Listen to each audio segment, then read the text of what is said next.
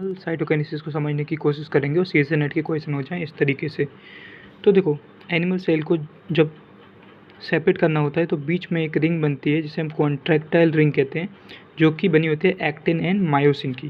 ठीक है, इस तरीके से सेपरेट हो रहा होता है। अब इसमें से देखिए, ये यहाँ पर ये दो सेल को, एक सेल दो में डिवाइड हो रही है और बीच में एक्टिन मायोसिन की ये कॉन्ट्रैक्टाइल रिंग बन रही है, यानी कॉन्ट्रैक्ट होकर ये दो सेल को अलग करेगी।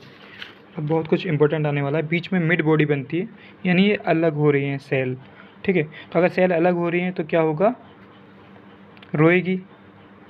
तो रोने से क्या मतलब है मेरा कि यहाँ पर एक प्रोटीन इन्वॉल्व होता है जिसका नाम है रो ए GTPase।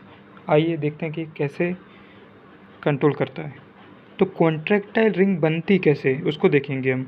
ठीक है, तो कॉन्ट्रैक्टाइल रिंग को बनाने के लिए हमें एक्टिन चाहिए, एक्टिन के लिए हमें फॉर्मिन चाहिए और हमें मायोसिन चाहिए, तो मायोसिन को एक्टिवेट करना पड़ेगा। इस सब को एक्टिवेट कराने के लिए हमें चाहिए होता है रो ए प्रोटीन, जो कि स्मॉल GTPase। तो ये नॉर्मली इनएक्टिव रहता है। जब ये रो GF ग्वानिन एक्सचेंज फैक्टर आता है तो ये GDP को GTP बना देता है, जिससे अब ये रो जो है ना वो एक्टिव हो गया।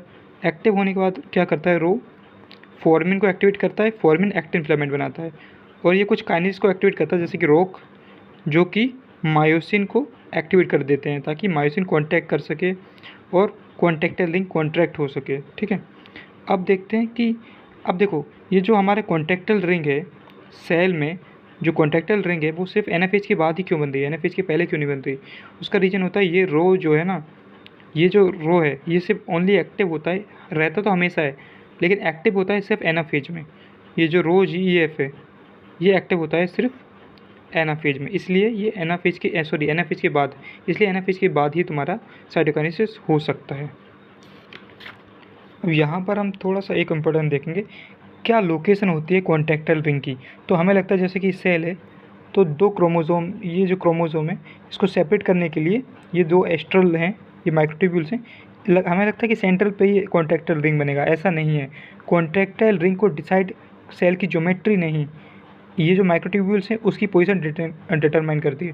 सपोज़ अगर हम बीच में सेल के ग्लास बीड डाल देते हैं तो ये देखो हमारा एस्ट्रल रिंग माइक्रोट्यूब्यूल्स यहाँ आ गए, तो फरो जो क्लीवेज होगा वो सिर्फ इतने ही एरिया में होगा।